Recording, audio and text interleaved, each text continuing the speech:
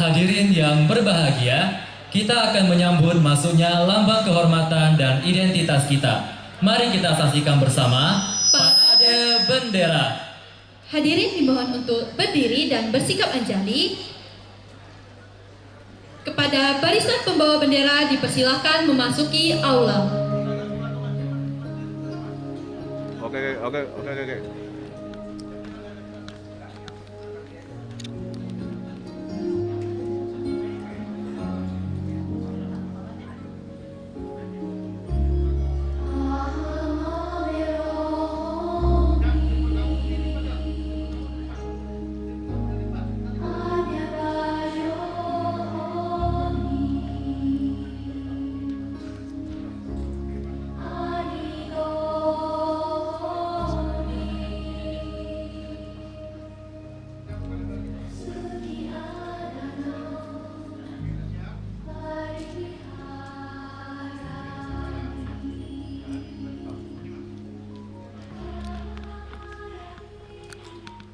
Hadirin dipersilakan untuk duduk kembali.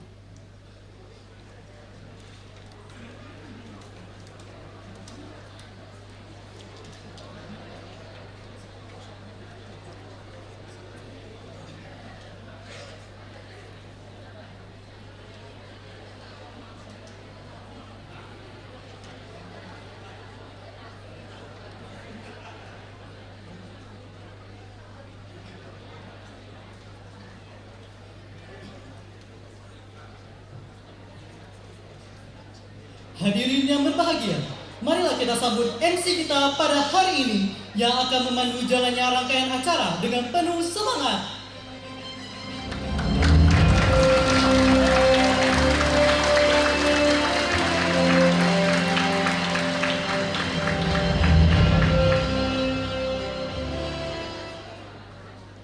Selamat datang kami ucapkan kepada para hadirin yang berbahagia dalam acara Dhammapaganza 3.0 tahun 2025 dengan tema Work-Life Balance Finding Harmony with Dhammapaganza yang diselenggarakan oleh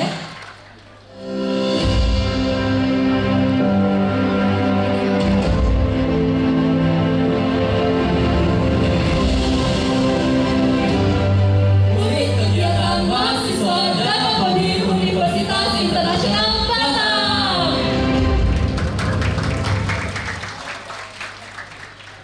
Yang kami muliakan, Yang Mulia Bante Dirapunyotera, anumodana atas kehadirannya Bante.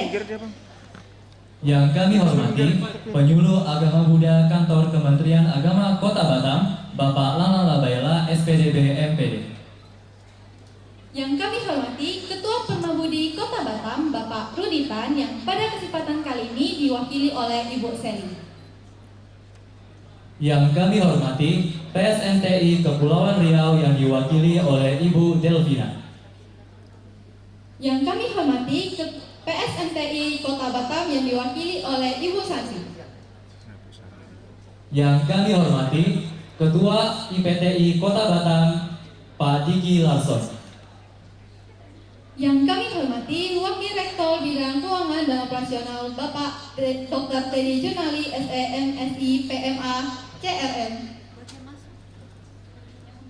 Yang kami hormati, Rektor Universitas Internasional Batam, Bapak Dr. Iskandar Itan, CRBC. Yang kami hormati, Bapak dan Ibu dosen Universitas Internasional Batam. Yang kami hormati, Ketua UKM Dhammapada Universitas Internasional Batam sekaligus Ketua Panitia Dhammapaganza 3.0 Saudari Jasintan. Yang kami hormati, seluruh donatur Dhammapaganza 3.0.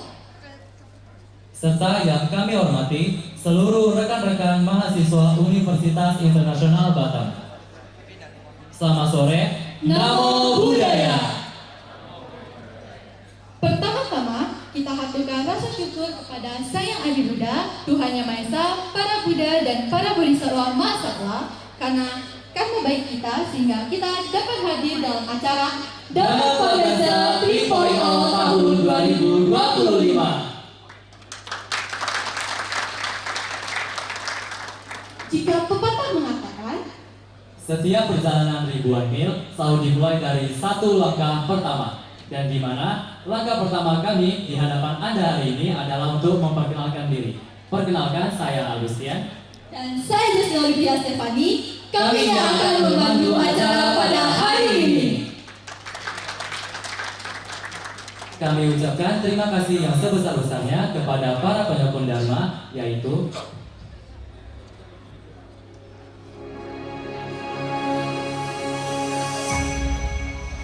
PT Golden Batam Raya, Indoproof, PT Anugerah Manajemen Abadi, Cahaya Gold, Sintiang Collection, BMPD Kepri, PKP, Pionika Group, SNL Food atau PT Sukses Niaga Lestari, PT Interlock Kaya Berjaya, Johan, Pak Cenuyang, PT Jaya Mitra Alumni, Beverly Group, Saudara Janto, Saudari Lina, Wihara Amitabha, PT Segar Primajaya, Medilab, Jiangxian Tian Herjia, Saudari Fatima, Aguan atau Abi Manggala, Saudari Reni Kurniawati, Saudara Agung Prayogo, dan PT Perkasa Beton Batam. Terima kasih atas dukungannya. Setelah rangkaian acara pembuka yang penuh makna, kini tibalah saatnya kita menikmati sajian budaya yang merupakan jantung dari adat penyambutan Melayu yang tidak pernah lepas dari zaman ke zaman. Inilah tari Sekapusiri dari UKM Tari Tatra Kencana Universitas Internasional Batam. Mari kita sambut dengan tepuk tangan yang meriah.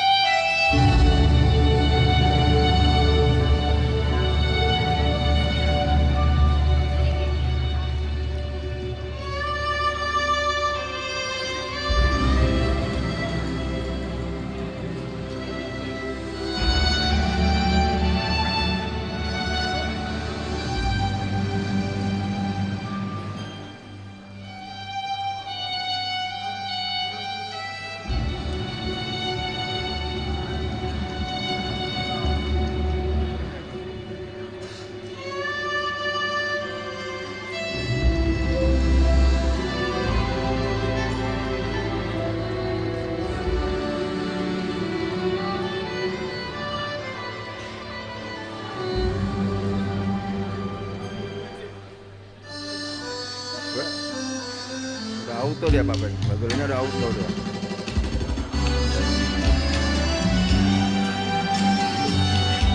Kurang terang kali Pak Ben.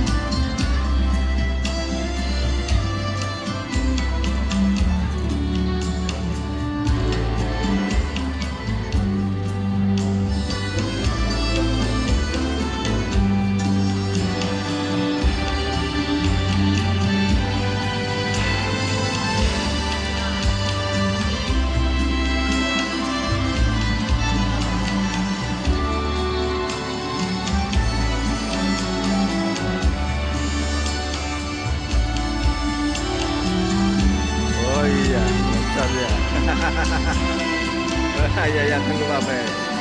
Oke.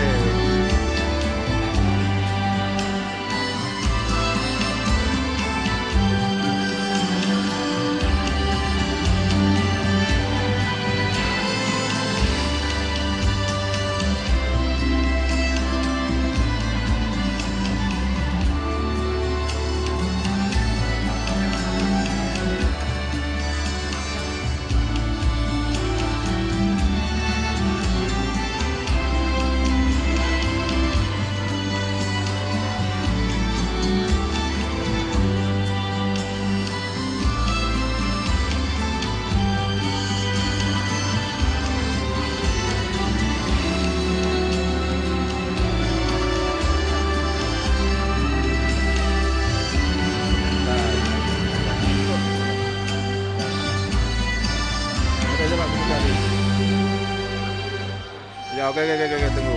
Iya. Iya, oke.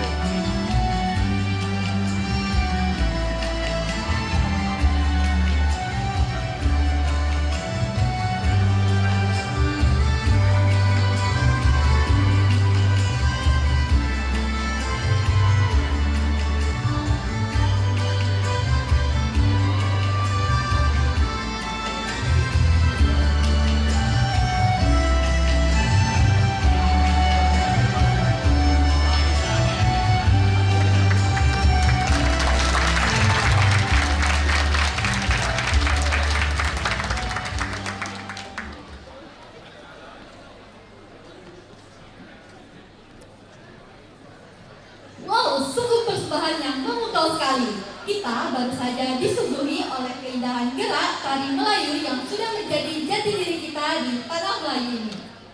Selain sebagai upaya melestarikan warisan budaya, penampilan ini sekaligus menjadi panggung bagi mahasiswi-mahasiswi dari Universitas Internasional Batam untuk menunjukkan bakatnya. Setelah kita merasakan keindahan adat dan budaya sebagai wujud rasa cinta, hormat, dan bangga kita kepada Negara Kesatuan Republik Indonesia, marilah kita bersama-sama menyanyikan lagu kebangsaan Indonesia Raya yang akan dipimpin oleh Saudari Febrianti Forensa. Hadirin dimohon untuk berdiri.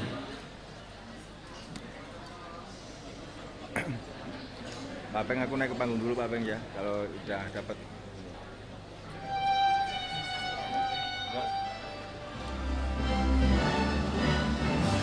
Aku naik ke panggung dulu.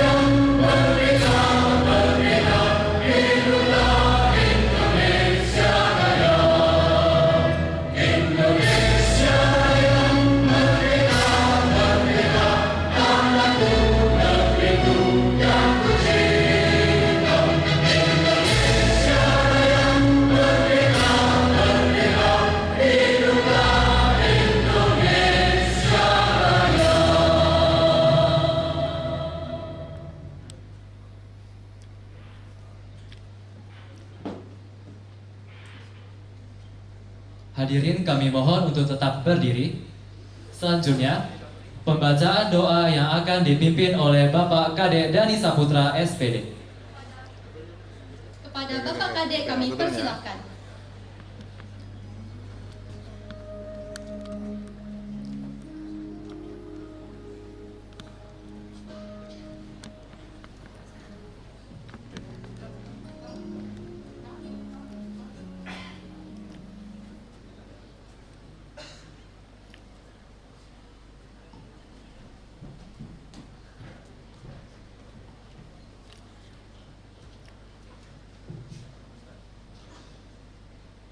Mari kita bersama-sama memulai kegiatan Dhamma Pagansa hari ini dengan memberikan hormatan kepada Buddha, Dhamma dan Sangha agar acara ini dapat terlaksana dengan baik. Mari kita semua bersikap anjali.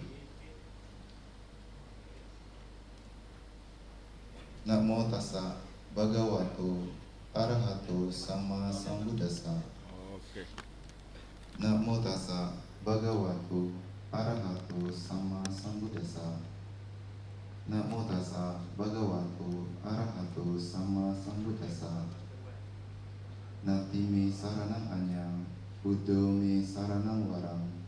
Etena saca wajena sotite hotu sapada. Natime saranang anyang Dhammo me saranang warang. Etena saca wajena sotite hotu sapada. Natime saranang anyang Sanggo me saranang warang. Etena saca wajena sotite hotu sapada. Terpujilah Sang Bhagawa yang Maha Suci, yang telah mencapai penerangan sempurna oleh diri sendiri. Tiada pelindungan lain bagiku, Buddha, Dhamma, Sanggala pelindungku nan luhur. Berkat pernyataan kebenaran ini, semoga Anda selamat dan sejahtera.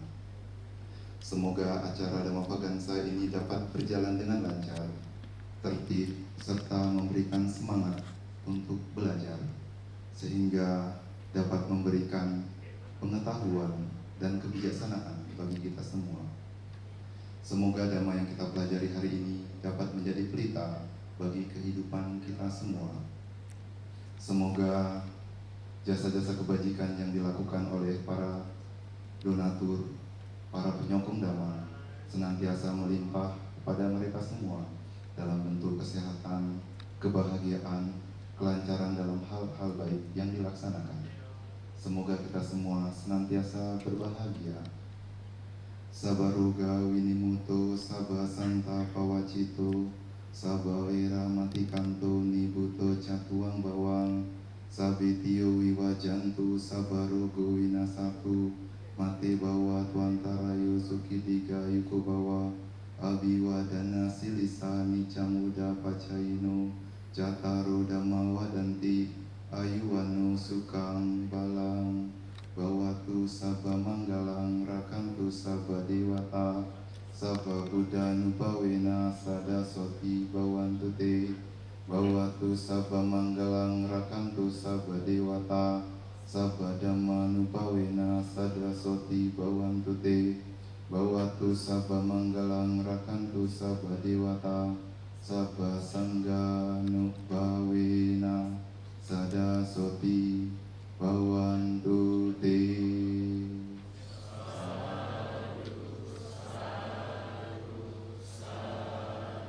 Terima kasih. Namo Buddhaya.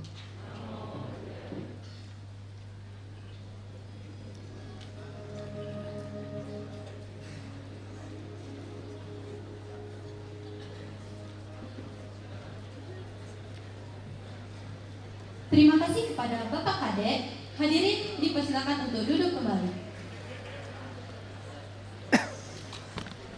Hadirin yang berbahagia, keberhasilan terlaksananya acara ini tentu tidak lepas dari kerja keras dan dedikasi luar biasa dari seluruh tim panitia.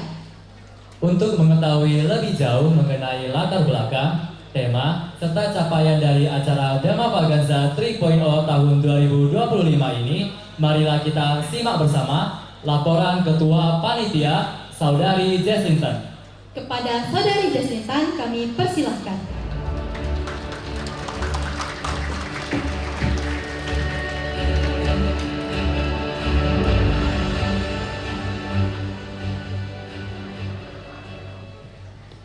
Baik, salam dalam Dhamma, saya ucapkan Sotihotu Namo Buddhaya. Sebelumnya izinkan saya untuk memperkenalkan diri terlebih dahulu.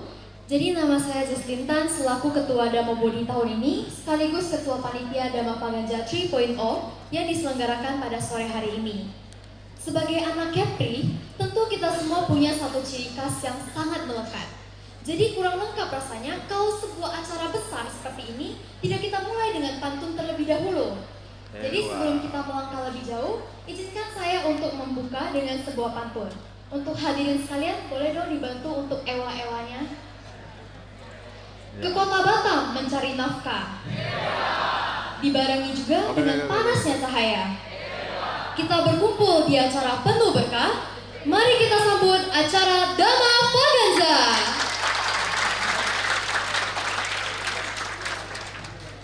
Izinkanlah saya untuk menyambut tamu kehormatan kita yang kami muliakan, Yang Mulia Bante Dira Punyotera. Yang kami hormati Penyuluh Agama Buddha Bapak Lalang Labela SPDB MPD. Yang kami hormati Ketua Permabudi Kota Batam Bapak Ruditan yang diwakili oleh Ibu Sherry. Kemudian yang kami hormati PSMTI Provinsi Kepri yang diwakili oleh Ibu Delvina. Yang kami hormati PSMTI Provinsi yang saya hormati PSMTI Kota Batam yang diwakili oleh Ibu Santi. Kemudian yang kami hormati Ketua IPTI Kota Batam yang diwakili oleh Pak Diki Larson. Kemudian yang kami hormati Wakil Rektor 3 Universitas Internasional Batam, Dr. Happy Arianto SEMM yang malam ini diwakili oleh Dr. Hedi Sama Eskom MM E-Business. Yang kami hormati para Rama Ramani, Ketua Majelis dan Tiara Sekota Batam.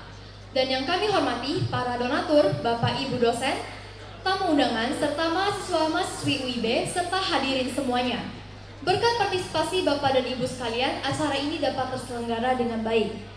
Hadirin sekalian, izinkanlah saya selaku Ketua Panitia untuk menyampaikan laporan kegiatan Dhamma Paganja 2025 ini yang diselenggarakan oleh Unit Kegiatan Mahasiswa Dhamma Bodhi Universitas Internasional Batam. Saya awali dengan memanjatkan puji syukur kepada Tuhan Yang Maha Esa, Sang Triratna, dan berkat timbunan kebajikan yang kita miliki pada hari ini, kita dapat berkumpul di sini dalam keadaan yang sehat dan berbahagia. Dhamma Paganja merupakan salah satu program kerja tahunan UKM Dhamma Bodhi UIB yang sudah diselenggarakan mulai dari tahun 2023. Namun perlu digarisbawahi bahwa acara ini bukan sekedar acara tahunan. Setiap tahunnya kami selalu membawakan hal-hal yang baru, lebih relevan, lebih berdampak, dan tentu saja lebih dekat dengan tantangan generasi muda zaman sekarang. Tahun ini kami memilih tema Work-Life Balance Finding Harmony with Dhamma for Gen Z. Tema ini kami angkat bukan hanya sekedar karena sedang tren, tetapi karena inilah isu yang paling nyata bagi kita semua, terutama di era ketika tekanan akademik, pekerjaan, organisasi, perkembangan teknologi, dan ekspektasi sosial bertabrakan dalam satu waktu. Sebagai sebuah organisasi, kami ingin menunjukkan bahwa UKM Dhamma Bodhi bukan sekedar organisasi kampus biasa. Kami ingin menjadi ruang belajar, ruang bertumbuh, dan juga ruang pulih untuk bersama. Tempat di mana mahasiswa bukan hanya datang untuk kegiatan seremonial, tapi untuk benar-benar menemukan insight, teman seperjalanan, dan motivasi hidup yang lebih sehat baik secara mental maupun spiritual. Kami ingin menunjukkan bahwa generasi muda Buddhis bisa tampil lebih siap, lebih visioner, dan lebih mindful dalam menghadapi dunia yang semakin cepat ini bergeraknya. Dhamma Paganja 3.0 adalah bukti bahwa kami punya ambisi untuk bergerak maju, bukan hanya besar dalam jumlah peserta, tetapi besar juga dalam manfaat dan makna. Hadirin sekalian, demikianlah laporan kegiatan Dhamma Paganja 3.0 pada sore hari ini. Semoga acara ini tidak hanya menjadi rangkaian kegiatan, tapi benar-benar membawa manfaat, membuka wawasan, serta membantu kita menemukan keseimbangan hidup melalui Dhamma. Terima kasih kepada Bante, tamu undangan, donatur, dosen, panitia, dan seluruh peserta yang telah mendukung terselenggaranya acara ini. Izinkanlah saya menutup dengan sebuah pantun, karena tadi sudah saya buka dengan pantun juga. Ke Kota Batam melihat budaya, bersama-sama menghayati Dhamma. Semoga Dhamma menerangi jiwa, bersama di sini kita belajar Dhamma. Dengan ini laporan saya nyatakan selesai. Sotihotu, Namo Buddhaya.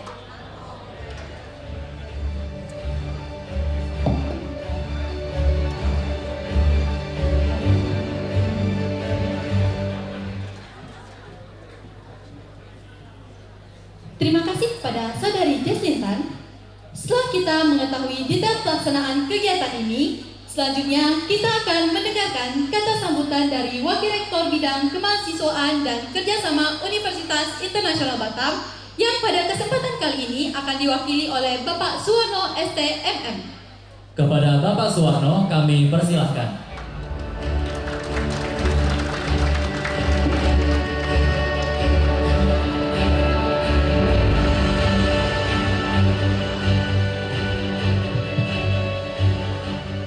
Mungkin saya mohon izin, sebelum saya mungkin Pak Hendi bisa menggantikan saya dulu, lebih tepatnya. Silakan Pak Hendi. Akhirnya Pak Hendi Sama hadir. Silakan Pak Hendi, Dr. Hendi Sama. Ya, di depan Pak Hendi. Silakan Jesslyn, tolong dibantu diarahkan. Ya.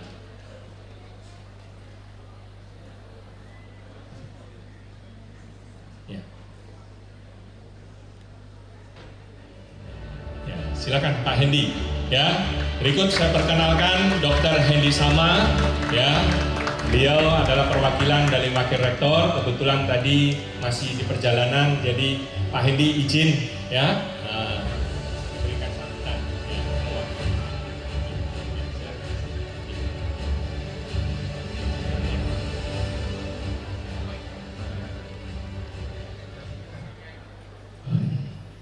Baiklah, anak budaya, ya paling terhormat Bante, kita punya sungguh berbahagia kita hari ini pada acara Dhamma Paganza ya.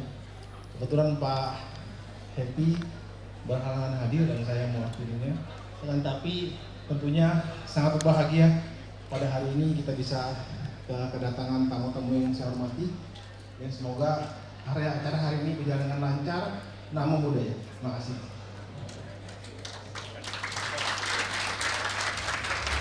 Silakan.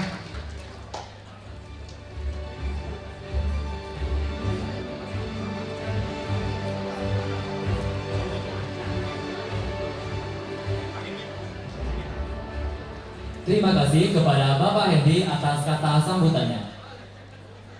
Selanjutnya, kata sambutan dari penyelenggara Bimas Buddha Kota Batam, Bapak Supriyanto SPDB yang diwakili oleh Bapak Lalang Labaelang. Kepada Bapak Lalang Labaelang kami persilahkan.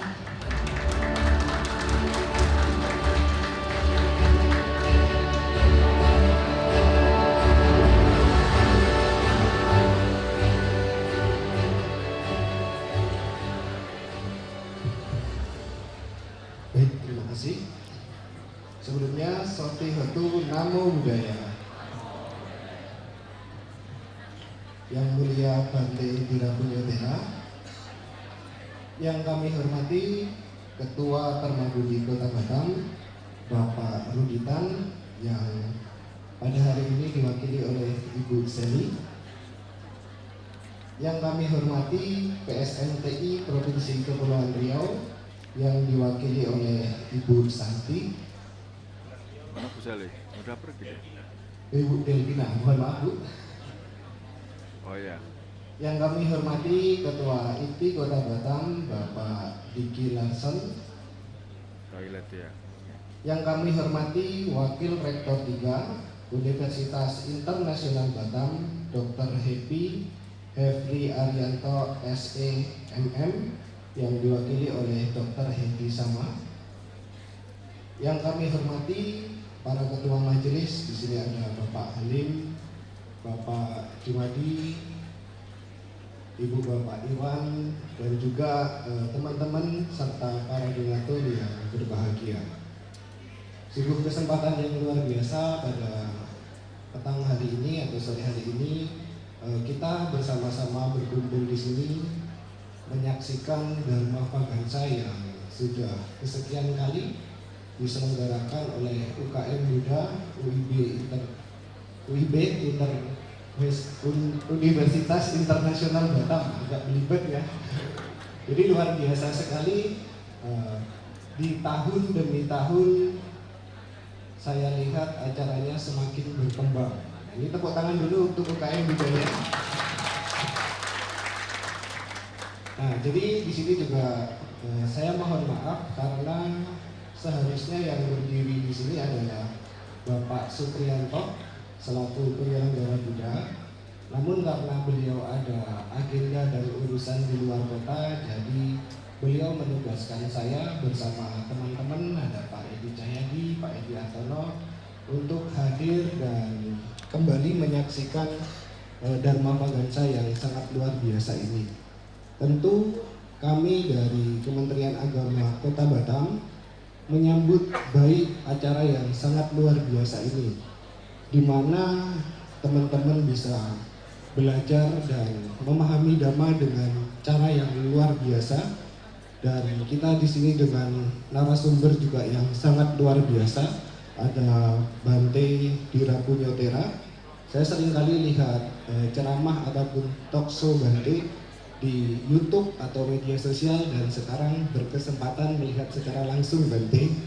Jadi manfaatkanlah acara ini dengan sebaik-baiknya, khususnya untuk para mahasiswa ataupun muda-mudi Buddhis yang ada di Kota Batam ini merupakan suatu kesempatan yang sangat baik untuk bersama-sama menimba ilmu dan pengetahuan melalui acara-acara seperti ini. Nah, mungkin ini saja yang dapat saya sampaikan. Karena tadi ketua panitianya pakai pantun, jadi kita tutup menggunakan pantun. Mohon bantuan Ewanya juga ya.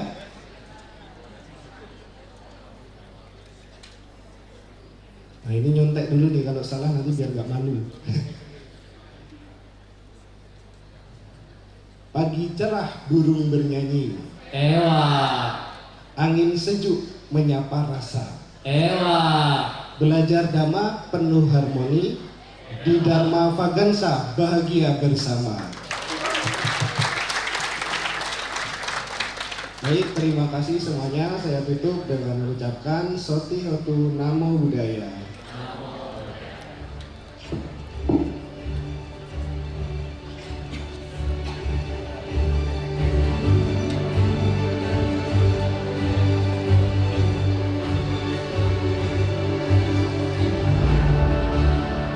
Terima kasih kepada Bapak Lalang Labaela.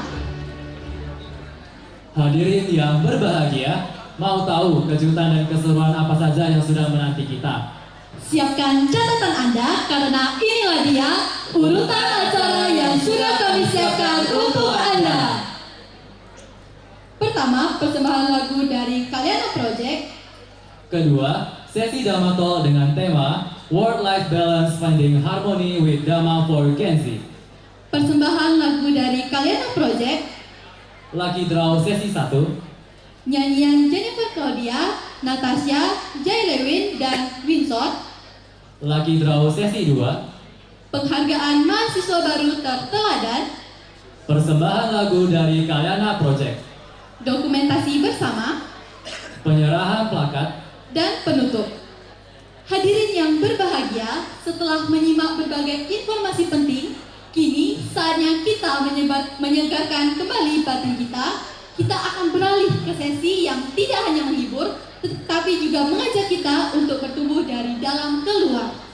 Sebentar lagi, kita akan disajikan sebuah perjalanan inspiratif yang dimulai dari pondasi keyakinan melalui lagu Triratna, dilanjutkan dengan menemukan kedamaian dan keindahan yang sungguh indah di dalam diri. Namun, perjalanan ini tidak terhenti di sana saja. Kita akan diajak untuk menyelesaikan rangkaian ini dengan seruan aksi. Sebuah panggilan untuk bangkit dan bersuara melalui lagu Wake Up, Speak Up. Inilah persembahan yang menyentuh jiwa, serangkaian nada yang mengajarkan kita untuk tentang cahaya, Damai, dan keberanian. Mari kita sambut Kalyana Project dengan tepuk tangan yang meriah.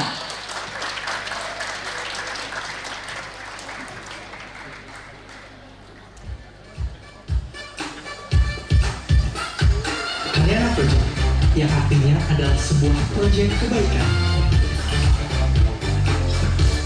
Terbentuk sejak bulan Januari tahun 2019 yang berisikan 4 orang pemuda.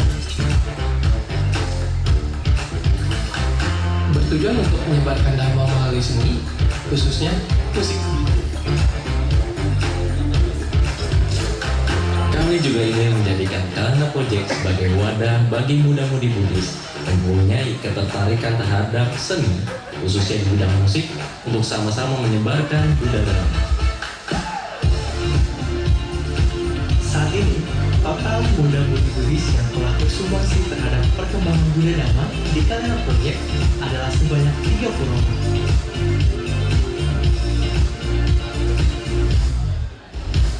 Kegiatan yang kami lakukan ialah melakukan sharing dhamma melalui musik, kewihara-wihara, dan cetia-cetia. Sampai saat ini sudah mencapai kurang lebih ratusan wihara dan cetia, baik di daerah Jakarta ataupun di daerah lain. Kami berharap dengan adanya kegiatan ini, wihara-wihara dan cetia-cetia bisa menjadi fungsi utamanya, yaitu tempat untuk belajar Dhamma, tempat untuk memahami Dhamma, dan tempat untuk berpraktek Dhamma.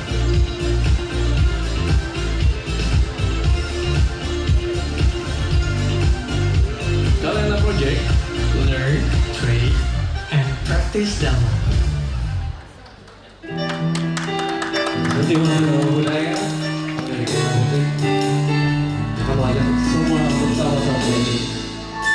Buddha Dhamma dan Sangha. Trirata. Coba kita boleh sama-sama bareng-bareng ya.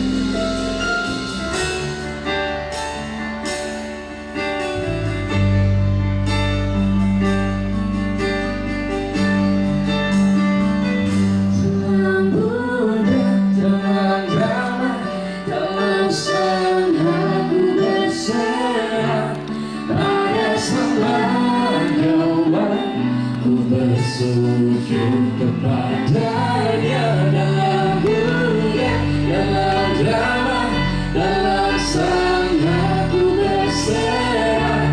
Pada jalan Dhamma ku berlindung padanya. Boleh tepuk tangan yang meriah buat Buddha, Dhamma dan Sangha. Yang kencang buat guru agung kita Sang Buddha. Ya, kita anak muda harus semangat ya.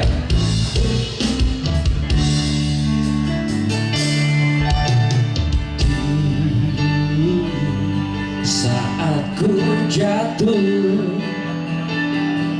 dan tak sanggup bangkit lagi, ku selalu bertanya, apa sebab dari semua ini? Karena ku tak mau larut dalam sedih. Kini ku temukan jawabnya. Mereka sama-sama dalam Buddha, dalam Dhamma, dalam Sangha. Dalam Buddha, dalam Dhamma, dalam Sangha ku berserah. Pada Sang Bhagawa ku bersujud padanya. Dalam Buddha, dalam Dhamma, dalam Sangha ku berserah. Pada jalan Dhamma ku berlindung padanya. Boleh dong tepuk tangannya teman-teman. Kita mau semua ikutan nyanyi untuk Buddha, Dhamma dan Sangha ya. Suara terbaiknya. Ini siapa yang on, Pak? Telah ku sadari semua ini pasti akan berlalu. Aku selalu mencoba untuk hadapi semua kenyataan ini. Karena ku tak mau larut dalam sedih. Kini ku temukan jawaban.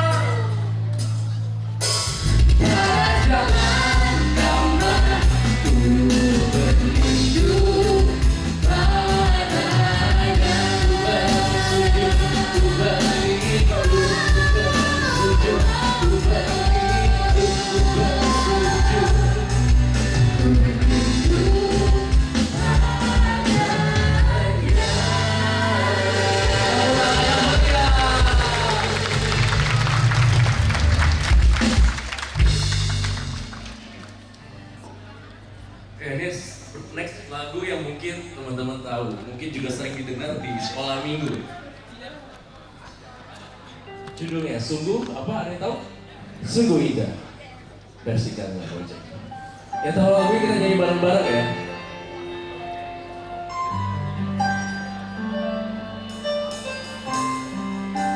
Siapa yang on, Pak? Jeffrey on ya? Oke. Di mana rasa benci sinar menjauh seiring berlalunya waktu, hidup pun semakin terasa bermakna walau hidup sesaat saja. Oke. Jeffrey kan?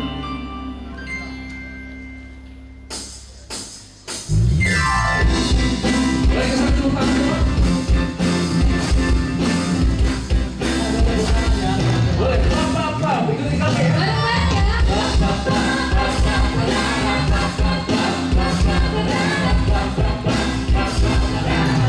Sekali lagi semua.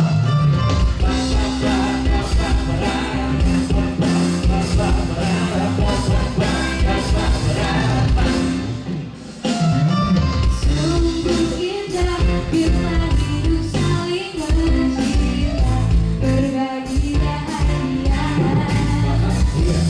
Sungguh indah bila hidup saling mengerti dan hati berkasih. Di mana?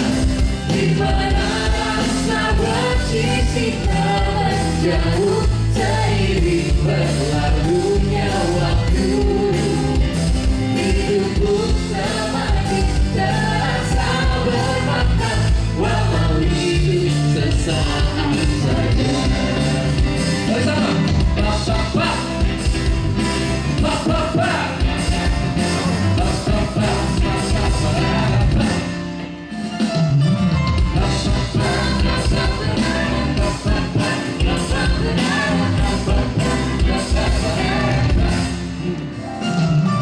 Sungguh indah bila hidup saling mencinta, berbagi bahagia.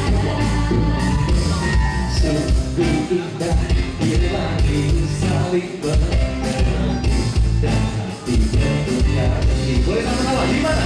Di mana rasa benci sinar menjauh seiring berlalunya waktu, hidup pun semakin terasa bermakna walau hidup sesaat saja.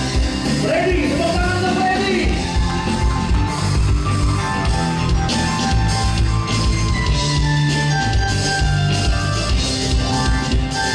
Tiga.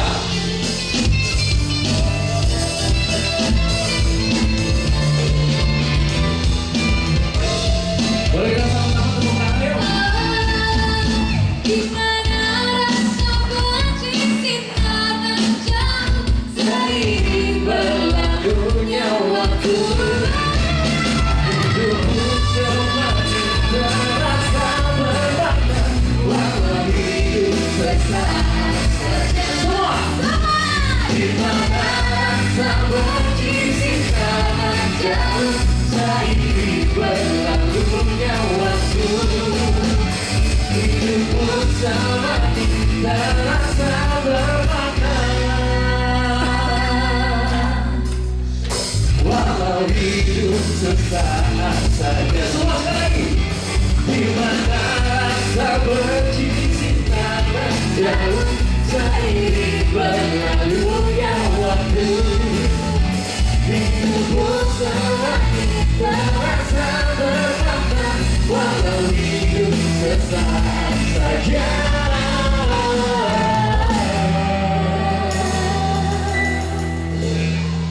Walau hidup sesaat saja.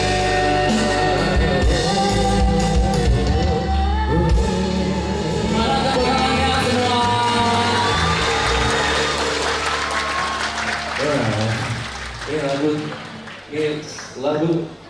yang berjudul Wake Up Speak Up. Ini benar tadi MC bilang bahwa lagu ini kita buat agar kita sebagai muda-mudi Buddhis berani wake up, berani speak up untuk Buddha Dhamma. Setuju?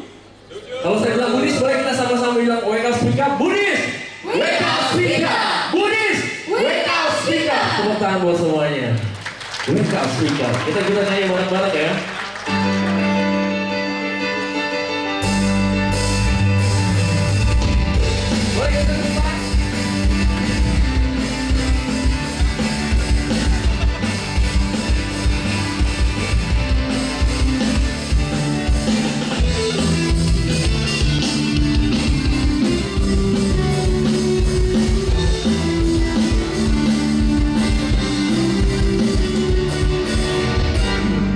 Wake up, speak up for Dhamma. Wake up, speak up for Dhamma. Wake up, speak up for Dhamma. Wake up, speak up for Dhamma.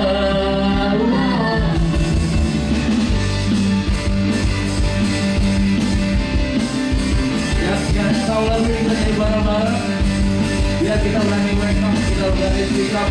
Kalau kita tahu Buddha Dhamma dan suatu saat kita harus berani.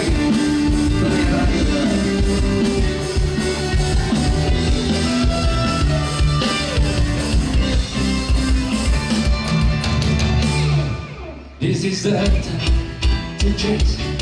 This is the time for us to get up. Get up. Get up.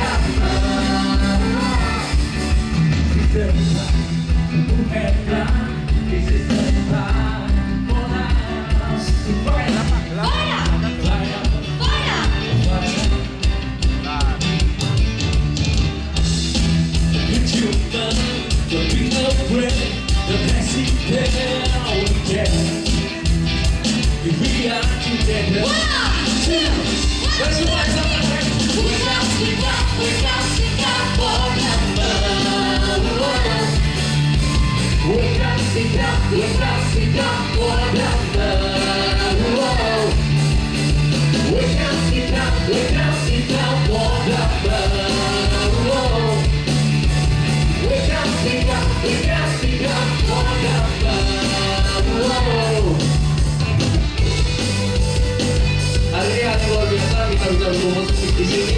Boleh tepuk tangan yang meriah buat para panitia untuk acara hari ini. Ya, tepuk tangan juga untuk para sponsor. Dan semoga hari ini kita bisa terus lakukan kebaikan-kebaikan lewat acara Dhamma Pagasa. Dan bisa suaranya boleh bareng-bareng. Wake up, speak up, tepuk tangan yuk. Speak up for Dhamma. Ayo dong, suaranya dong. Wake up for Dhamma. Lebih kencang lagi. Wake up, speak up for Dhamma. Wake up, speak up for Dhamma. Saya mau dengar yang sebelah kanan, boleh ya? Wake up, speak up. Yang sebelah kanan. Suaranya sebelah kanan, ayo.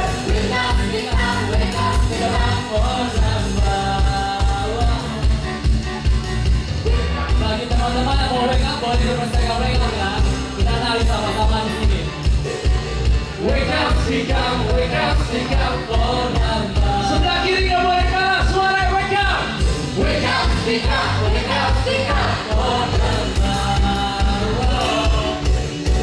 Wake up, speak up for Dhamma.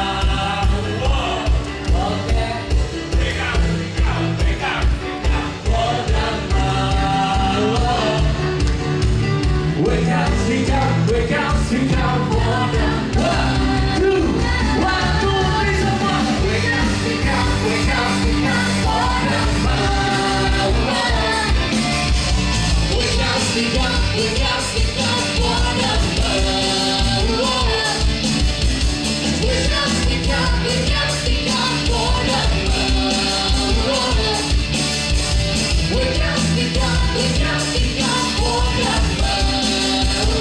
Sekali lagi semua. Wake up, speak up, wake up, speak up for them. Wake up, speak up, wake up, speak up for them. Wake up, speak up, wake up, speak up. Wake up, speak up, wake up, speak up. Wake up, speak up, wake up, speak up. Wake up, speak up, wake up, speak up. Wake up, speak up, wake up, speak up for them.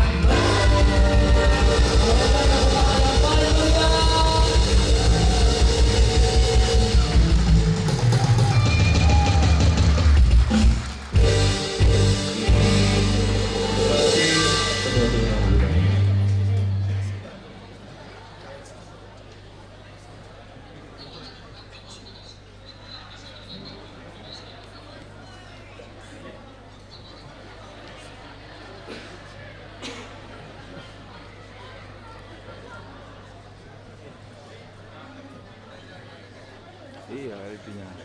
Wah, sungguh luar biasa. Boleh dong tepuk tangannya sekali lagi teman-teman yang paling meriah. Sungguh luar biasa persembahan dari Kalena Project, yang dimana persembahan tadi bukan hanya sekedar musik ya teman-teman, tapi memberikan kita sebuah energi yang positif. Terima kasih kepada Kalena Project atas 3 lagu yang sangat bermakna. Kita dibawa pada kesadaran spiritual dan keseruan serta diakhiri dengan dorongan yang kuat untuk bangkit, mengubah diri dan berani bersuara untuk kebaikan.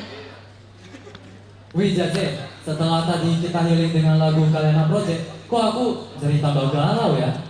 Waduh, galau kenapa Gus? Galau karena lagu ini terlalu indah dan seru atau gara-gara kelasmu gak datang nih acara ini? Waduh, bukan dong. Aku galau mikirin work-life balance nih. Kerjaan numpuk, tugas kuliah nggak selesai, terus waktu buat rebahan rasanya cuma 5 menit aja nih. Aku butuh banget tips biar hidupku itu nggak cuma work, tapi ada tipsnya juga. Nah, itu dia. Bukan cuman kamu, tapi aku yakin semua Gen Z di sini pasti lagi pusing mikirin ini. Karena dunia ini serba cepat banget, karena kita hanya kerja. Makanya kita tidak boleh cuma ngandalin kopi biar kita melek, tetapi kita butuh asupan batin. Betul, asupan batin kita kali ini gak main-main loh teman-teman. Aku bisa pastikan Dhamma Talk kali ini bakalan se-worth it itu. Karena narasumbernya juga bukan sembarang orang, tapi seorang Bante.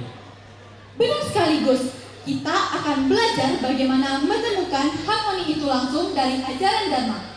Tema kita hari ini sangat relevan sekali, yaitu Work-Life Balance, Finding Harmony with Dharma for Gen Z. Boleh dong tepuk tangannya teman-teman. Selain itu, Dhamma Talk ini yang tentu berbobot, yang akan dipandu oleh seorang moderator yang juga sangat luar biasa, yang jago banget nih memanti obrolan seru. Beliau adalah saudari Metatama Ganda Puspita. Boleh dong tepuk tangannya teman-teman.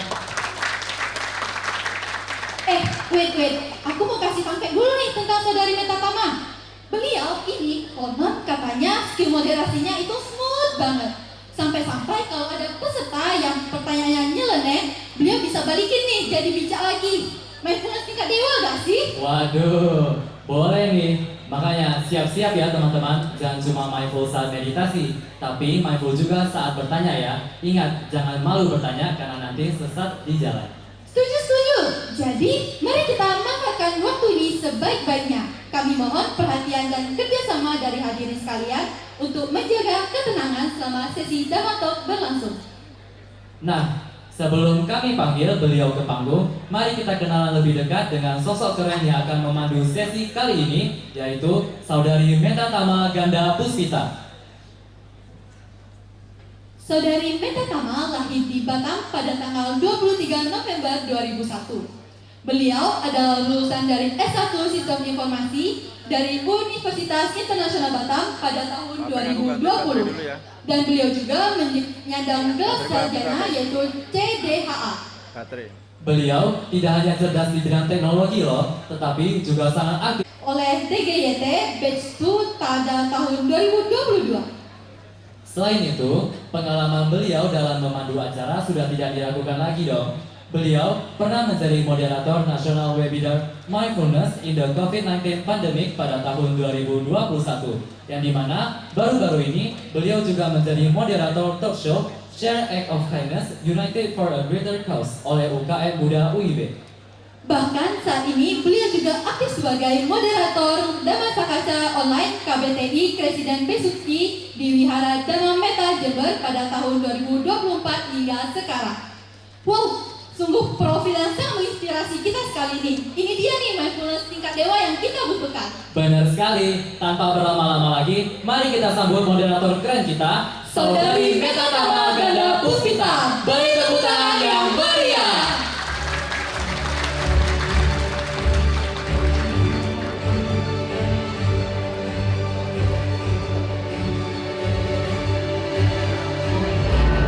Dari sana dia moderatornya. Saya ternyata agak geter-geter, cuman tidak apa-apa. Sebelumnya saya mengucapkan salam Sotihotu Namo Buddhaya.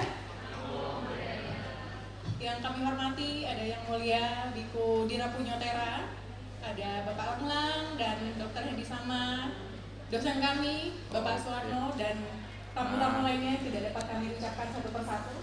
Saya sangat bahagia sekali dan sangat terhormat bisa berada di kursi di sini pada malam hari ini.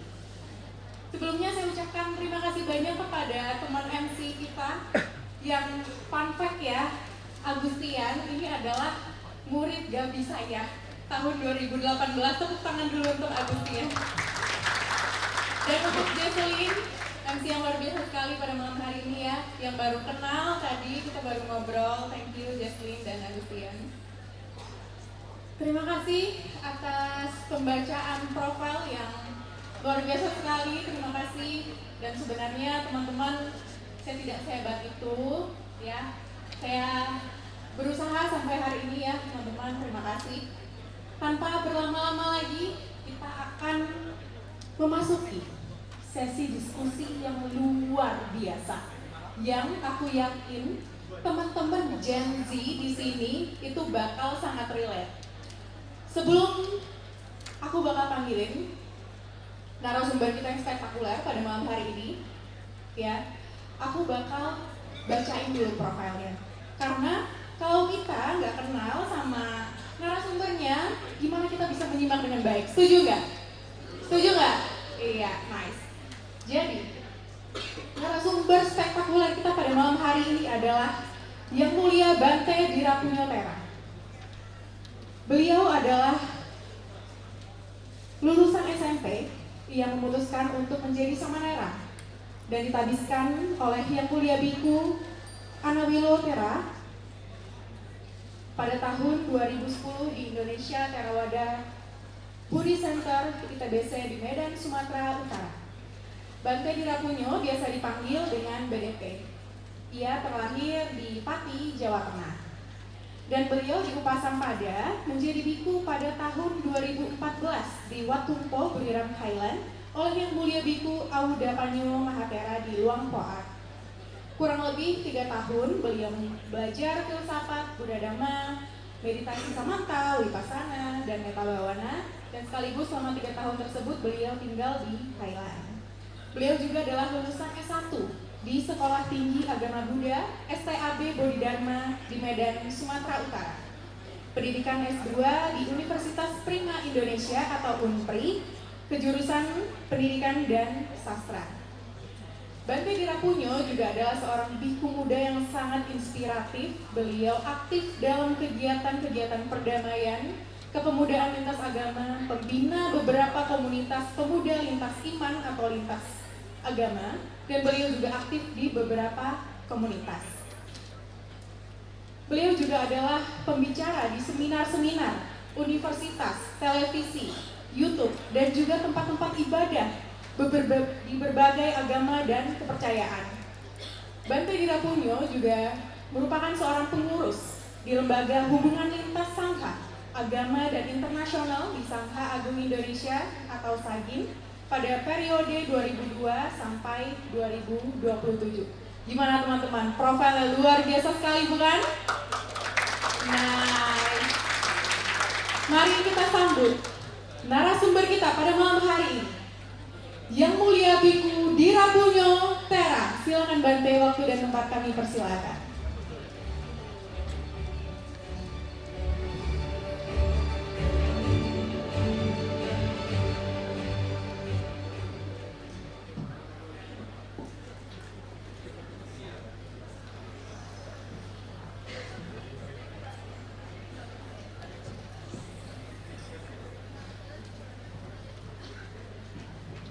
Namo Buddhaya Bante. Namo Buddhaya. Gimana kabarnya Bante? Biasa saja. Biasa saja. Ya, tadi saya buru-buru ke sini karena takut kabel saya ketinggalan tadi. Waduh. Jangan diviralin ya Bante ya. Tadi ketinggalan di situ kan nanti bahaya ya. Oke. Ya teman-teman sedama, terima kasih sudah meluangkan waktunya untuk hadir pada malam hari ini pada acara Dhamma Vagansa 3.0 dengan tema Work-Life Balance Finding Harmony with Dhamma for Gen Z. Tepuk tangan dulu untuk panitia Dhamma Vagansa 3.0. Senang sekali ya pada malam hari ini Bante, bagaimana perasaannya? Biasa saja. Sini ya. Sudah tahu. Sekali lagi, bagaimana kabarnya Bante? Biasa. Room center ya. Biasa saja. Oke. Nice, Bante. Work-life balance. Ini Gini. sejujurnya saat ini saya sedang mengalami perguncangan di dalam dunia kerja dan dunia kehidupan saya personal. Jadi menurut saya pribadi ini adalah tema diskusi yang sangat tepat ya untuk kita. Dan sebelumnya Bante, saya pengen kasih tahu sebuah fun fact. Di Universitas Internasional Batam, ini rata-rata mahasiswanya itu berkuliah sambil bekerja. Kita coba tanyain teman-teman di sini, coba yang saat ini berkuliah sambil bekerja, angkat tangannya. Angkat tangannya. Yang kuliah sambil bekerja, tuh lumayan banyak. Karena rata-rata anak UIB ini pekerja keras. Dulu saya juga alumni UIB, saya juga berkuliah sambil bekerja dan memang menyusun waktu, mengatur waktu ini harus sangat betul-betul kita pahami, harus sangat betul-betul kita kuasai. Dan saat ini saya yakin sekali teman-teman pasti sangat senang karena tema malam hari ini sangat relate buat kita semua. Tanpa berlama-lama lagi, mari kita persilakan Bante untuk memulai sesi ceramahnya. Waktu dan tempat kami persilakan Bante. Baik, pertama dan utama terima kasih Saudari Meta sudah menemani saya duduk di atas panggung ini karena saya sudah lama sendiri memang. Jadi hari ini ada yang menemani duduk di sini. Yang saya hormati semua yang terhormat yang ada di sini, terkhusus yang duduk di kursi bagian paling depan. Nah ini udah terlihat harus kita hormati, secara kasta udah berbeda ya. Jadi kursinya rasanya sudah berbeda. Jadi yang di belakangnya ya mungkin VIP-nya berbeda juga. Nah, kalau yang di belakang paling belakang sana, sadar diri ya. Sebelumnya tak lupa saya menyapa kita sebagai umat Buddha, Namo Buddhaya. Sotihotu, Namo Amitabha, selamat sore semuanya Bapak Ibu dan sahabat-sahabat terkasih. Apa kabar? Apa kabar? Sekali lagi apa kabar? Biasa saja. Ini berarti biasa udah pernah tahu. Banyak orang tanya, biasa kan apa kabar? Luar biasa, mantap dan lain sebagainya. Ketika saya tanya jangan jawab seperti itu, nanti saya kena royalti. Itu punya orang, ya. Kenapa? Jawabannya biasa saja. Udah, oke. Baik buruk yang kita lalui sebagai umat Buddha itu hal yang wajar, biasa saja. Hal baik terjadi, ya biasa saja, itu bagian dari kehidupan sebab dan akibat yang kita lalui. Begitu juga ketika hal buruk terjadi, ya biasa saja. 2 hari kemarin mungkin panitia dan Romo yang menghubungi saya sepertinya udah senam jantung karena saya ada story di Instagram sedang kebanjiran udah seperut. Nah ini kayaknya ada kemungkinan tidak jadi hadir ke Batam. Tetapi kemarin alhamdulillah pas kemarin bener-bener tempat jalan yang saya lalui ke Bandara Kuala Namu itu pas lagi surut-surutnya. Nah disinilah saya, berarti saya harus wake up ini. Apalagi tadi Kaliana Project sudah bilang wake up. Kita harus bangkit bukan hanya berdiri tetapi juga harus melangkah. Melangkah, jangan takut melangkah, yang terpenting langkah kita tidak menakutkan orang lain. Apalagi anak-anak muda, ingat jangan takut melangkah, yang terpenting langkah kita tidak menakutkan orang lain. Karena hidup ini adalah tentang perjalanan. Jalan itu cepat, gak harus berlari, apalagi lari dari kenyataan. Ini yang sering terjadi. Jadi hari ini kita tentang keseimbangan. Saya tadi mau baca topiknya susah ya, topiknya susah. Karena saya orangnya itu nasionalis. Jarang menggunakan kalimat-kalimat yang asing seperti ini. Intinya adalah tentang keseimbangan. Berbicara keseimbangan, dulu kakek saya pernah bilang, kita tentang belajar sebagai manusia, belajar ilmu pengetahuan, teknologi, sains tanpa ilmu spiritual itu seperti orang buta. Tetapi bila mana kita hanya mempelajari tentang spiritual tanpa ilmu pengetahuan, tanpa ilmu teknologi, itu seperti orang lumpuh. Teman-teman tahu kakek saya siapa? Albert Einstein. Ya itu. Sama kakek-kakek kan. Dia pernah mengatakan demikian. Dan Sang Buddha juga demikian, mengatakan bahwa segala sesuatu itu perlu yang namanya keseimbangan. Maka satu intisari ajaran Buddha adalah jalan tengah. Diibaratkan seperti senar kita. Ketika terlalu keras, genjrengnya, metiknya akan putus. Kalau terlalu lambat, akan tidak ada suaranya, suatu suaranya tidak enak. Generasi sekarang, terutama terkhusus di sini banyak remaja Buddhis, ya. Semua yang hadir di sini adalah pemuda sama senior ya, yang di depan biasa senior.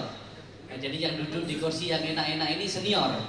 Kita nggak bilang tua karena orang tua itu udah nggak bisa jalan, nggak bisa kemana-mana. Jadi anak muda dan senior. Tentunya dalam hal bekerja, kuliah. Jadi teman-teman tadi Saudari Meta udah tanya siapa di sini yang kuliah sambil bekerja. Pengalaman saya sejak sama Nera bahkan jadi biku, saya dulu kuliah juga sambil kerja. Ya kerjanya kan jual agama seperti ini ya. Kita kan marketing dari mulut ke mulut. Ya kita menyampaikan ajaran Buddha ini satu marketing yang justru kalau mau belajar marketing harus sama bate-bate. Karena ini udah 2500 tahun yang lalu tapi masih eksis sampai sekarang dan tetap menjaga keseimbangan. Tepuk tangan dulu dong. Gak usah terlalu banyak tepuk tangan, saya bukan burung ya. Berbicara marketing tadi keseimbangan, berarti komunitas Buddhis terkhusus Sangha ini harus benar-benar menjaga keseimbangan antara perkembangan teknologi, perkembangan pendidikan dunia dan spiritual juga.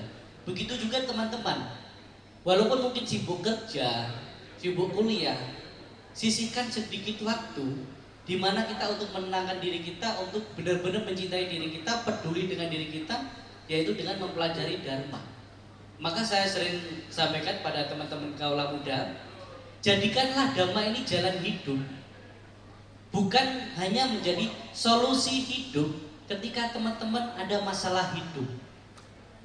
Banyak anak-anak muda kalau nggak ada masalah happy-happy saja, pas ada masalah DM saya, curhat dong Bante gitu. Nah pas lagi enak itu nggak pernah gitu. Maka ini bisa disimpulkan, sering kita mencari Dharma sering kita bertanya tentang dhamma ketika kita udah punya masalah. Nah, berarti dhamma bukan menjadi jalan hidup, tetapi hanya menjadi salah satu cara menyelesaikan masalah kehidupan kita. Maka ubahlah mulai sekarang bagaimana dharma, ajaran Buddha, terutama jalan tengah keseimbangan di antara kita bekerja, kuliah, begitu juga dengan spiritual.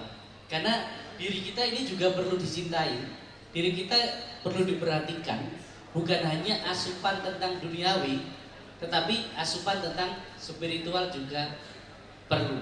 Kalau tidak, nanti kita tidak bisa menjaga keseimbangan. Ada beberapa umat yang datang menemui saya. Ada salah satu pemuda yang sudah sukses, yang dibilang muda, udah gak muda, udah berkeluarga, punya anak sekitar 3. Dia bilang, Bante, sepertinya saya sudah mau mengakhiri hidup. Loh, kenapa? Karena secara kesuksesan saya sudah semua. Apapun dulu yang saya impikan, yang udah cita-citakan, semua ada. Dan sekarang saya merasa bahwa hidup ini apalagi yang dicari. Bahkan materinya sudah selesai. Nah, di sini adalah salah satu contoh bagaimana ketika kita sebagai manusia hanya mengejar tentang kesuksesan, tentang keberhasilan, namun kita tidak bisa menggunakan apa sih kehidupan kita, apa yang keberhasilan yang kita capai ini untuk ngapain saja, maka cara hidup kita terasa hampa.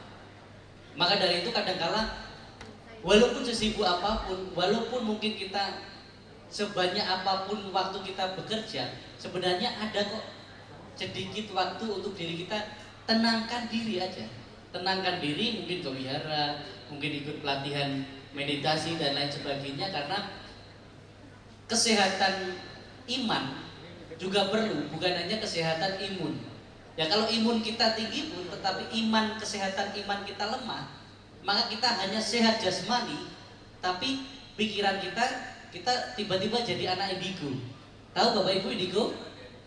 Indikasi gangguan otak. Indigo. Kan memang jasmani kita sehat. Nah, itulah bedanya bagaimana kita mengolah jasmani dan mengolah pikiran. Kalau kita mengolah jasmani, semakin cepat, semakin sering kita bergerak, maka semakin sehat. Tapi kalau mengolah pikiran, semakin kita menenangkan pikiran, memanajemenkan pikiran kita, maka pikiran kita semakin sehat. Intinya di dalam Buddhis, bagaimana jadikan dhamma itu sebagai jalan hidup, bukan menjadi salah satu solusi ketika kita menghadapi masalah hidup. Ketika jalan landasan kita dhamma itu menjadi Google Map, menjadi ChatGPT, ya, maka kalau mencari sesuatu bukan hanya ChatGPT atau Google Map, tetapi jalan dhamma. Ketika jalan dhamma, kita tidak ragu lagi ketika kita melangkah di jalan yang benar. Tidak peduli kanan kiri kita mungkin berkata apapun tentang kita, tetapi kalau kita udah tahu di jalan yang benar, kita jalani.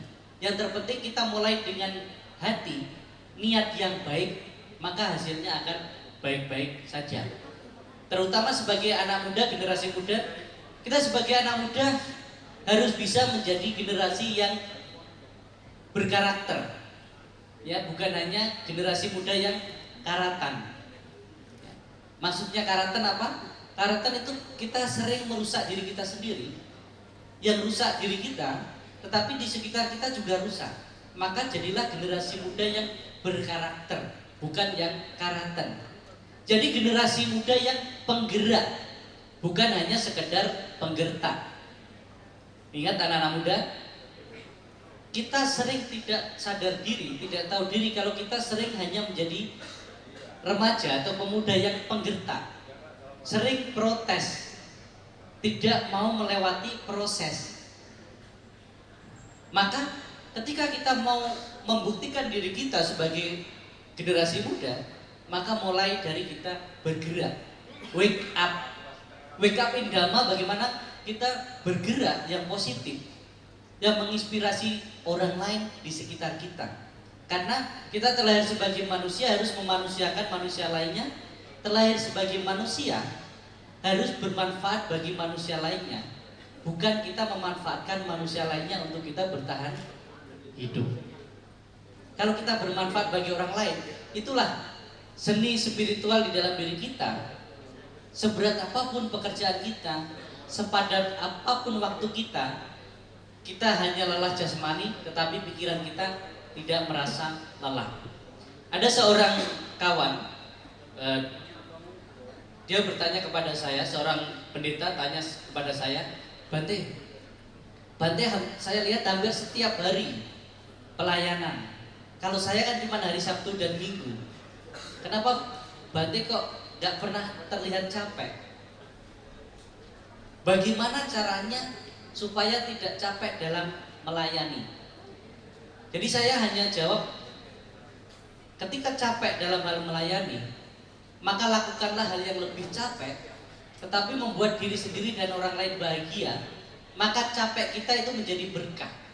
Bukan menjadi musibah, tetapi menjadi berkah bagi diri kita dan menjadi berkah bagi orang lain. Ingat Bapak Ibu, ketika kita merasa capek, lakukanlah hal yang lebih capek tapi bermanfaat bagi banyak orang, membahagiakan banyak orang, terutama diri kita juga. Maka capek kita tidak terasa terlalu berat, tetapi itu menjadi berkah. Kebahagiaan yang kita rasakan bisa menghilangkan rasa capek jasmani, tetapi pikiran kita tetap sehat. Maka untuk menjaga keseimbangan hari ini, Bante di sini tidak terlalu banyak menyampaikan, tetapi saya ingin mengajak teman-teman di sini, mungkin kita berdiskusi, tanya jawab. Karena kalau nanti Bante banyak terlalu ngomong, saya belum tahu apa yang teman-teman belum tahu. Kalau saya banyak kasih tahu, nanti saya dikira sok tahu, ya kan? Dan saya belum tahu apa yang teman-teman ingin tahu datang ke sini hari ini. Terima kasih. Oke, tepuk tangan dulu untuk Bante ya. Wah, luar biasa sekali Bante. Menurut saya Bante, kalau menurut Bante kan biasa aja, tapi menurut saya luar biasa ya. Gak apa-apa ya Bante ya? Oke, nice. Iya teman-teman, jadi begitulah penyampaian dari Bante Dirapunyo. Beliau lebih pengen kita discuss, lebih pengen ada tanya jawab. Tapi sebelum teman-teman bertanya, saya dulu, karena saya mau pakai privilege sebagai moderator. Maaf ya, nggak apa ya. Oke, Bante, work-life balance. Kita kan teman-teman di sini dan termasuk saya juga, kita bekerja, kuliah, dan punya kehidupan sendiri gitu Bante. Dan di saat contohnya nih, lagi kita bergabung dalam suatu organisasi. Di satu organisasi kampus ini kita punya satu peran. Nah, tetapi ada orang atau sosok yang lebih punya wewenang itu menuntut kita Bante. Kayak, kamu habis kerjain tugas kuliah, kamu harus kerjain ini dong, harus kerjain tugas organisasi gitu. Padahal sudah waktunya kita istirahat, jam 11 malam ditelepon gitu. Nah, tanggapan Bante bagaimana kalau ada kasus seperti itu? Oke, pertama dan utama yang ingin saya sampaikan adalah seni menjadi bijaksana adalah tahu mana yang harus kita tinggalkan, mana yang harus kita perjuangkan. Kadang kita ingin tidak mengecewakan orang lain, tetapi kita merusak diri kita sendiri. Itu yang pertama. Yang kedua, kita harus membedakan mana kewajiban, mana tuntutan yang bukan kewajiban kita. Jadi, teman-teman, lebih baik dibenci tetapi tetap melakukan yang baik dan benar daripada kita bersikap, maaf mungkin agak kasar, kita bersikap munafik hanya supaya disukai orang lain. Bahkan kita sebagai mahasiswa, pemuda, mungkin Bapak Ibu sebagai dosen, mungkin sebagai rektor dan sebagai pejabat kampus atau pejabat daerah dan lain sebagainya, kita bekerja punya tugas dan tanggung jawab masing-masing. Jadi misalnya jam kerjaan dan lain sebagainya itu bukan tekanan, tetapi kewajiban kita untuk menyelesaikan. Nah ini kadang permasalahan kita sebagai Gen Z tadi. Sedikit-sedikit anak-anak muda sekarang bilangnya overthinking. Iya, benar Ya banget kan? Bante. Padahal memang harus memikirkan yang seharusnya dipikirkan, tapi overthinking. Dan lucunya kita, ada anak-anak muda pas datang, Bante kayaknya saya overthinking. Kenapa? Banyak tugas besok, kerjaan besok, lusa dan lain sebagainya. Saya hanya jawab, ngapain kamu mikirkan terlalu berat? Ngapain memikirkan besok-besok? Ngapain kamu pikirkan hari ini semua? Kalau semua kamu pikirkan hari ini, terus besok mikir apa? Besoknya lagi, besoknya lagi. Nah, maka hidup itu tidak pasti. Jadi teman-teman, Bapak Ibu, ada kebenaran baru, bukan baru sih, tapi penemuan baru yang saya temukan sebenarnya. Hidup ini tidak nyata. Yang nyata hanyalah masa lalu. Oke, saya ulangi Bapak Ibu, hidup ini tidak nyata. Yang nyata hanyalah masa lalu. Masa lalu maksudnya yang sudah terjadi. Nanti belum pasti loh. Besok belum pasti juga. Yang pasti adalah yang sudah terjadi. Sampai sini dipaham ya? Yang pasti itu yang sudah terjadi. Maka kita tidak perlu terlalu menyesali apa yang sudah pasti, yang sudah terjadi, karena tidak bisa kita ubah. Dan tidak perlu menempatkan pikiran kita terlalu berat yang belum terjadi, karena juga belum pasti. Maka perjuangkanlah di sini, sekarang dan saat ini. Maka sebagai mungkin mahasiswa, pekerja dan lain sebagainya, ketika jam kerja, kerjakan yang memang kewajiban yang harus kita kerjakan. Kalau yang nggak tanggung jawab kita, ya kan. Kadang-kala kita mencampur adukan antara pekerjaan di kerjaan, di sekolah, bahkan di rumah. Maka manajemen waktunya ketika kita sudah pulang dari pekerjaan, ketika sudah pulang dari kampus, ketika sudah masuk ke rumah, yang sudah tadi harus kita lepas dulu, full kembali ke pekerjaan rumah dulu.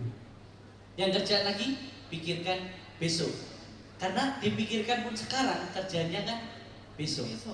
Maka perlu yang namanya manajemen pikiran, main terapi. Main terapi itu bukan berarti tidak berpikir, tetapi kita bijak dalam berpikir, memikirkan yang memang seharusnya kita pikirkan, tidak terlalu berat memikirkan yang tidak perlu kita pikirkan, apalagi memikirkan pikiran orang lain yang memikirkan kita.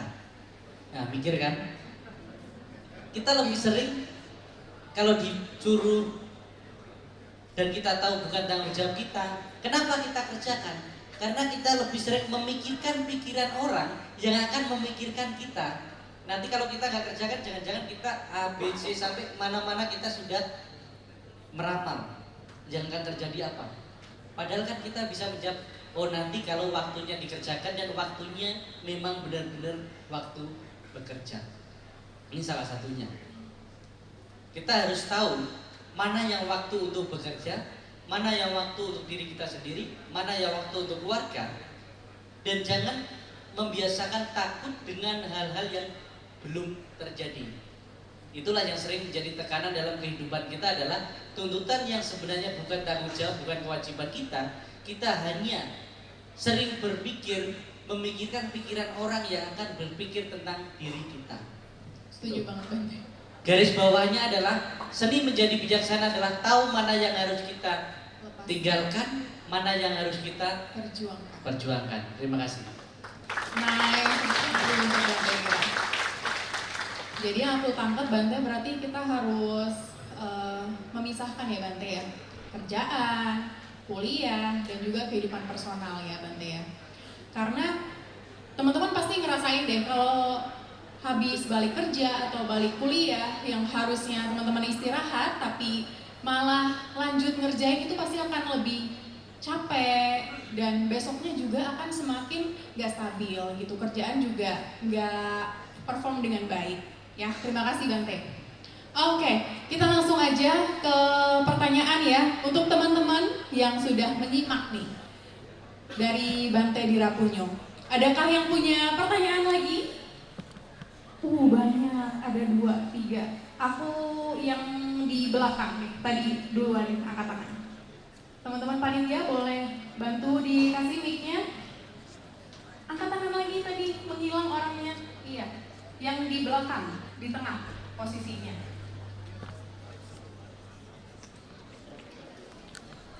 Gak tahu Pak. Oh, ini dia. Cari Pak Apeng tuh. Cari Pak Apeng. Kamu nggak orangnya? Bisa dibantu?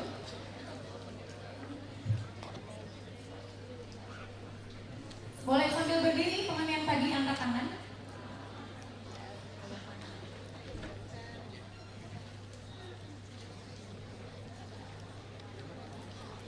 Udah nyampe belum?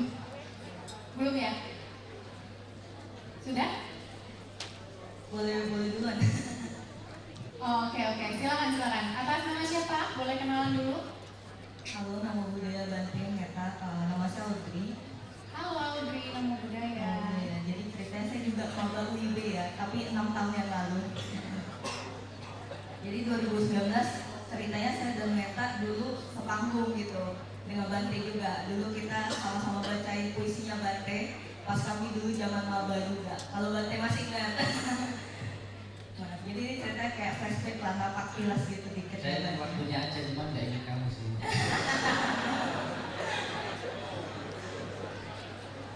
Kalau dari saya sih hari ini pertanyaannya lebih ke arah saya setuju banget gitu ya.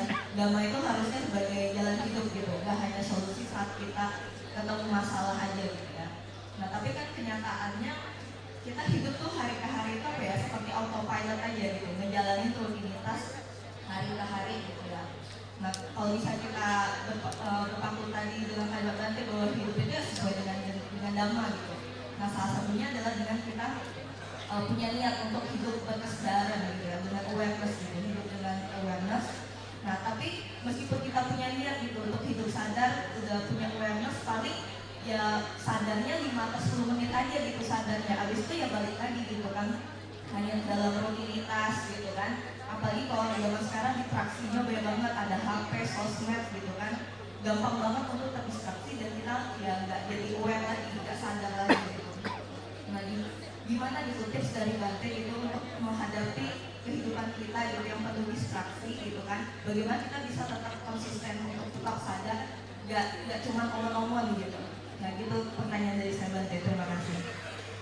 Oke, terima kasih. Lanjut lagi. Dikumpulin aja dulu kan pertanyaannya. Oke.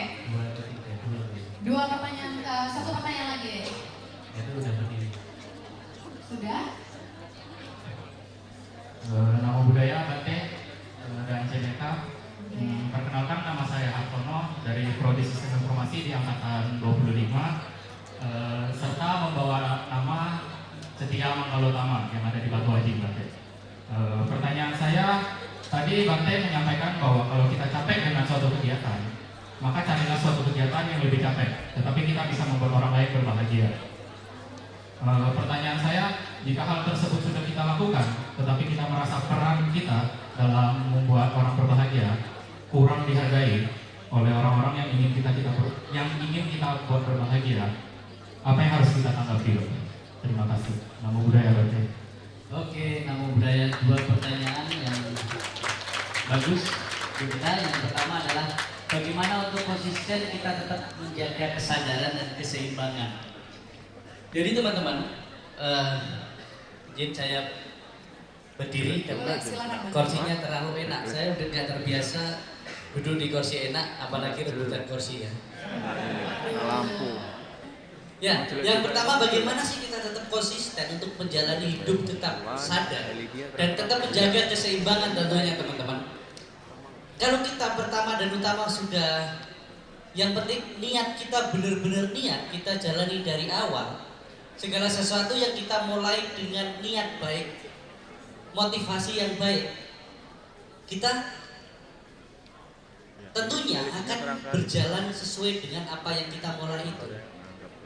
Jadi konsisten itu tidak bisa coba-coba. Kadang kan kita, saya mau cobalah, coba. Enggak. Kalau untuk konsisten, untuk sadar penuh itu perlu satu tekad. Bahkan ya pengalaman saya, ini cerita tentang pengalaman saya dulu menjaga konsisten. terutama tentang membaca buku.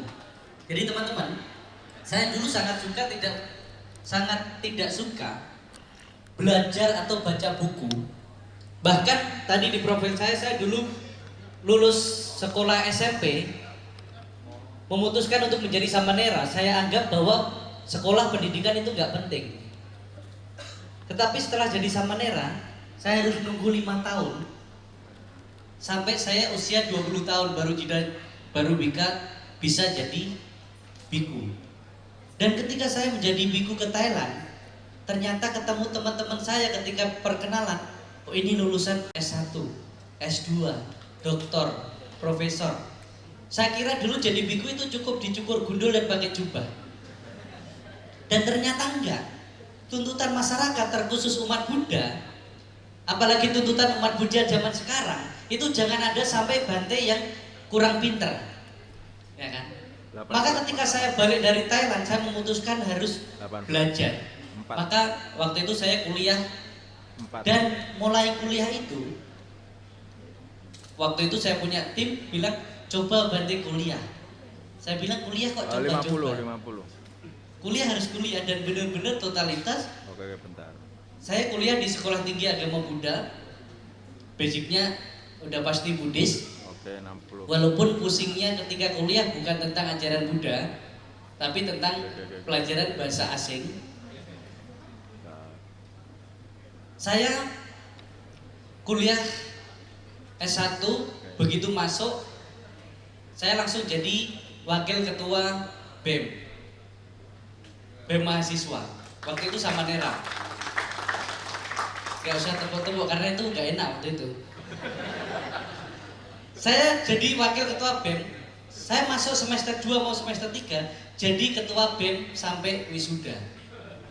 Jadi selama kuliah itu, karena saya kuliah bukan hanya belajar, tapi bagaimana ikut memperjuangkan pendidikan agama Buddha waktu itu. Maka kenapa saya bilang jadi mahasiswa itu bukan hanya jadi penggertak, apalagi di jalan-jalan gertaknya teriak-teriak suara pakai mic seperti ini, walaupun pakai mic sebesar ini pun tetap gak didengar suaramu. Tapi kita harus bergerak. Maka bergerak bukan penggertak. Kita harus pengais, bukan pewaris. Ingat anak-anak muda, jadilah pengais. Pengais itu adalah kreativitas baru, cari motivasi yang baru, bukan hanya menjadi pewaris, bukan hanya seperti yang kemarin-kemarin, tapi kita menjadi pengais, punya pemikiran yang baru yang lebih baik, dan menjaga konsisten. Waktu itu saya ketika kuliah, saya harus baca buku setidaknya 1 hari 1 halaman. Kalau hari ini saya nggak bisa baca 1 halaman, besok saya harus double 2 halaman. Kalau nggak bisa, berarti selanjutnya harus double. Jadi salah satu membangun untuk kita konsisten adalah menghukum diri kita sendiri melakukan sesuatu hal yang baik, tapi 2 kali lipatnya, supaya kita bisa memberi pelajaran bagi diri kita sendiri. Kita belajar dari Pangeran Siddhartha. Ketika Pangeran Siddhartha duduk di bawah pohon Bodhi, apa tekadnya? Teman-teman, apa tekadnya? Saya akan duduk, saya akan bertapa, walaupun daging mengering, walaupun ada mungkin gempa bumi, banjir dan lain sebagainya, saya tidak bangkit dari tempat ini kalau belum mencapai penerangan. Maka kita perlu memperbaiki motivasi kamu untuk hidup setiap saat itu apa? Ketika motivasinya untuk diri kita, oleh diri kita, dan nantinya bermanfaat untuk diri kita sendiri, pasti kita harus perjuangkan. Maka teman-teman, motivasi hidup itu jangan pernah berusaha menjadi lebih baik dari orang lain, karena yang ada adalah kekecewaan. Tapi setiap hari, setiap saat kita harus berusaha menjadi lebih baik dari diri kita sendiri sebelumnya. Ingat, jangan hanya berusaha menjadi lebih baik dari orang lain, tapi berusahalah menjadi lebih baik dari diri kita sendiri sebelumnya. Hari ini harus lebih baik dari hari kemarin, besok harus lebih baik dari hari ini. Kalau belum bisa lebih baik, setidaknya tidak lebih buruk. Itu salah satu belajar konsisten. Ini bukan hanya tentang teori, memang susah, tapi bukan berarti tidak bisa. Yang penting konsisten ini jangan banyak tapi. Dan nanti ketika saya jawab, pasti kamu bilang, tapi Bante. Nah ini, biasa Gen Z kan gitu. Tanya, ketika dijawab, tapi Bante. Nah, kalau banyak tapi, kita nggak melangkah. Kalau memang itu sesuatu hal yang baik, yang benar untuk dirimu sendiri, ini adalah kita menanam sebabnya. Akibatnya tidak perlu diharapkan dan tidak perlu ditagih, karena itu akan selalu muncul tepat waktu sesuai dengan apa yang kita lakukan. Intinya dalam hidup ini melakukan segala sesuatu, kita mulai dari memperbaiki motivasi. Motivasi kita apa? Ketika motivasinya baik dan benar, saya rasa itu sesuatu hal yang harus diperjuangkan. Dan ingat teman-teman, dalam hidup ini tidak ada yang namanya masalah. Oke, Bapak Ibu, teman-teman, ingat, dalam hidup ini tidak ada yang namanya masalah. Coba mulai hari ini kita hapus kalimat masalah dari kamus. Kita ganti menjadi tantangan. Ingat, kalau teman-teman ketemu temannya, apa kabar hari ini? Waduh, ada masalah ini. Nanti kita terasa berat. Tapi kalau ketika ada sesuatu yang terjadi, kita bilang, apa kabar hari ini? Oh, ada tantangan sedikit. Kalau kalimat tantangan itu seperti main game. Hidup ini seperti main game.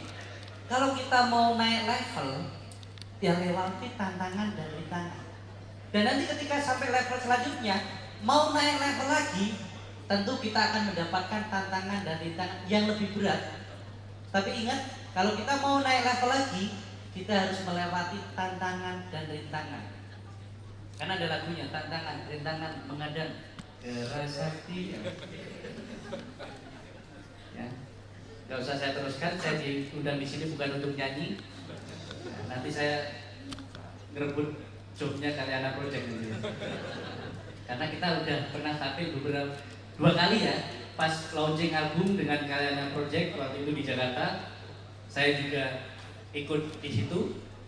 Hari ini juga ketemu lagi di Batam. Bagaimana kita untuk bangkit? Bangkit di sini salah satunya adalah kita harus membangunkan diri kita. Kita harus sering tahu diri dan sadar diri apa kebutuhan kita, apa kualitas diri kita, maka kita bangun itu. Ya, inti dari jawaban ini sebenarnya tadi, perbaiki motivasi. Ingat bahwa apapun yang kita lakukan ini bukan untuk orang lain, tapi untuk diri kita sendiri. Walaupun melalui orang lain, konsisten dalam hal melakukan sesuatu memang tidak mudah, tapi bukan berarti tidak bisa. Kalau belum berhasil, bukan berarti tidak berhasil, tapi belum. Terus berjuang aja. Kita sering hampir berhasil, tapi kita berhenti di situ. Padahal sebentar lagi berhasil, tapi kita berhenti di situ. Tidak ada yang namanya gagal. Cuman keberhasilan kita kadang tidak di hal yang kita perjuangkan, tapi apa yang kita perjuangkan ada hasilnya di hal yang berbeda atau di bidang yang berbeda. Kalau dalam perjuangan kita nggak berhasil, setidaknya kita sudah berhasil berjuang melawan diri kita sendiri, melawan kemalasan kita sendiri. Itu untuk yang pertama. Yang kedua, Bante, kalau kita sudah berusaha, sudah berbuat baik, sudah membantu tapi tidak dihargai, bagaimana? Satu kalimat untuk yang bertanya, ketika kebaikan dan kepedulian kita tidak dihargai, ketahuilah di situ kita sedang belajar tentang ketulusan hati. Dan ketika kebaikan dan kepedulian kita tidak dihargai, ketahuilah kebaikan dan kepedulian itu akan sangat berharga bagi diri kita di kemudian hari nanti. Kita sering berhenti berbuat baik hanya karena kita bantu orang lain, kita baik sama orang lain, dan orang yang kita bantu tidak baik sama kita. Ingat teman-teman, ketika kita berbuat baik sama si A, jangan harap hanya si A baik sama kita. Tidak selalu. Mungkin teman-teman pernah nonton TV atau bioskop atau lain sebagainya. Dulu, kalau pas ada orang yang sering berbuat baik, orang menolong, tiba-tiba pas dia kesulitan, ada nenek-nenek yang bantu dia. Pernah? Ya, terlalu jauh. Misalnya gini, kita sering berbuat baik, sering nolong, pas kita lagi susah, lagi mungkin kesulitan, tiba-tiba ada orang yang bantu kita. Tapi orang yang bantu kita yang gak pernah kita bantu. Nah, jadi kuncinya di sini adalah jangan selalu berharap kebaikan, kepedulian itu muncul dari orang yang kamu bantu atau orang-orang di sekitarmu yang kamu sudah berbuat baik di situ. Tidak selalu, dan tidak selalu hari ini. Ini ada satu cerita, ya. Ada seorang pemuda, dia sering sembahyang. Dia sering sembahyang, sering berbuat baik, sering berdana. Dia sering ke wihara, sharing sama Bante. Dan ketika dia mendengarkan ceramah dhamma di sana, di situ Bante bilang, orang yang sering berbuat baik, orang yang sering menjalankan sila, dan orang yang sering meditasi, para dewa sering membantu dan datang menolong kita. Ya, jadi info Bapak Ibu. Jadi kalau kita sebagai umat Buddha sering berdana, sering berbuat baik, sering meditasi, para dewa itu suka membantu kita. Ingat, Bapak Ibu sering berdana, sering menjalankan sila, sering meditasi, sering. Jawab aja walaupun nggak pernah gitu. Sering gitu aja ya. Pertama gini, saya kasih tahu bahwa orang yang sering melakukan 3 hal ini, para dewa pasti menolong. Nah, si pemuda tadi bilang saja dia di kota Medan, dia orang baik, sering berbuat baik, dia tinggal di Medan, karena saya di Medan.